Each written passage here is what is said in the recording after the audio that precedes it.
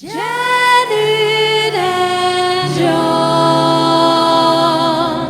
Sort of makes you want to cry, doesn't it? Today, Janet and John are going to a county show. John puts on his purple tweed +4s, a bright orange hacking jacket, yellow knee socks, and a waxed cotton handbag. Janet says, "Hurry up, John, we won't get a parking space." John says, "I just need to wait for my nail varnish to dry. Otherwise it'll smudge." See Janet pull John's ear. Soon, John is strapped into his booster seat and set off in the car. John likes going in the car.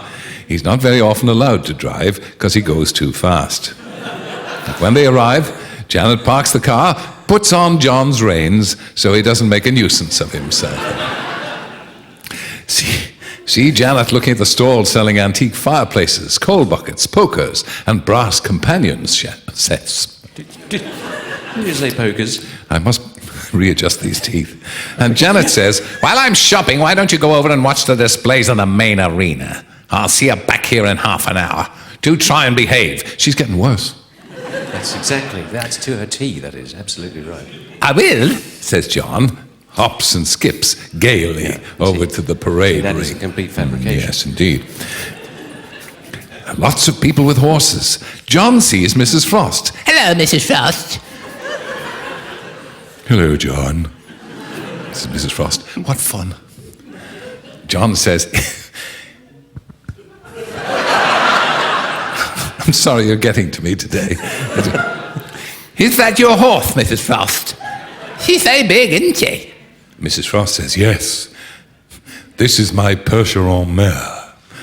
I've just finished clipping her and dressing her mane and tail ready for the parade. Percherons are a working breed and used to be used for ploughing." John says, Do you ride her at all? Mrs. Frost says, "Not very often, because she's used to plough traces. She doesn't respond very well to a riding bit.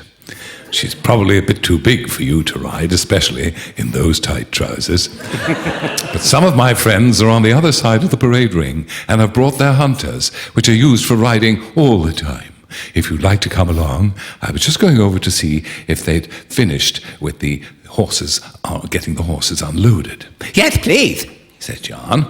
See John and Mrs. Frost walk to the other side of the parade ring. Mrs. Frost introduces John to her friends, Mrs. Shelcher and Mrs. Sutton. Mrs. Shelcher says, "I've just tacked up my horse Topsy. He's a bit excitable today. I've just got him out of the horse box. But if you want to, you can sit in the saddle." Thank you, Mrs. Shelter. That'd be very nice. See Mrs. Shelcher show John how to check the saddle is on tight enough by adjusting the girth and which side of the horse to mount from. Mrs. Sutton shows John how to hold the reins and says, "Don't hold him too tight. He's got a soft mouth, and even with a rubber-coated bit, it'll hurt him if you pull too hard." Oh dear. Mrs. Shelcher says, what accent did she have? I think she was from Basingstoke. There's too many parts in this. But the one just outside Leeds. You should always wear a hard hat, John. What size do you take?" And John says, 6 7/8. Mrs. Shelcher fetches John a hard hat from a horse box and tries it on John's head. Mrs. Sutton helps John to do the chin strap, pulls on the hat to make sure it's a good tight fit. Soon John is sitting in the saddle while Mrs. Sutton walks Topsy around the parade ring. John is a little nervous. See the damp patch? Soon it is time for John to meet Janet. See John wave goodbye to all his friends and hop and skip back to Janet. I'm not skipping. Yeah. I'm waving, but I'm not skipping. Hello, Janet. Says John. And Janet says, "Did you behave?" Yes, I saw Mrs. Frost. She just finished clipping her Percheron and said I could try mounting her. But she said that as she was rather large, I might have a little trouble getting my leg over in these tight trousers. But she took me to see some of her friends and said I could have much more fun with 14 hands and a soft mouth. Mrs. Shelter let me try her topsy.